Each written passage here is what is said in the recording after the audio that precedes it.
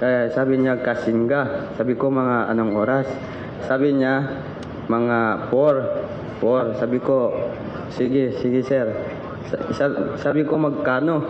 Sabi niya, mga 200,000. Sabi ko, boss, baka kasi malaki yung pera. Matakot ako magdala. Sabi ko, maghanap ka ng kasama ko. Sabi niya, maghanap na siya. Ganon. Tapos pumunta na kami. Tapos may plano pala sila dalawa. Hindi ko yan alam.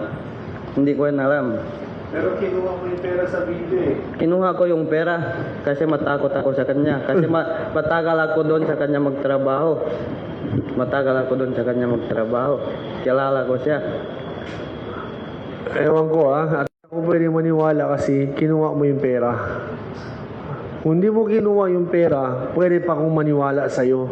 Takot tayo kung mawala yung pera. Alam ko, matakot kang mawalan pera. Huwag ka na magdahilan, tarantado ka.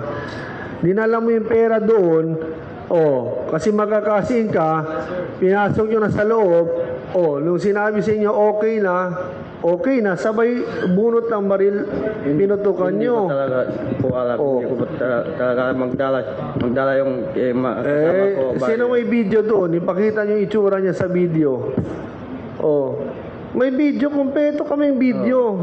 Hindi sila magbigay sa akin. Kahit piso, wala sila binigay sa akin. Yung dinala ko yung pera, kinuha nila sila dalawa. Tapos iniwan nila ako. Yung boss ko.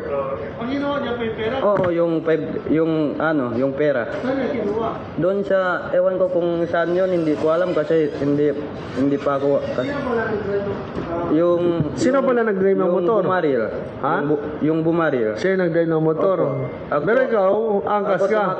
Tumakbo na ako dito sa town. Tapos sinundan niya ako. Sabi niya, sakay ka na. Sabi ko, bakit? Sabi niya, namatay yung binaril ko. Putang na, sabi ko, bakit ganyan? Sabi ko, yung ano ninyo. Magalit na ako, tapos sumama na ako kasi matakot ako nahuli.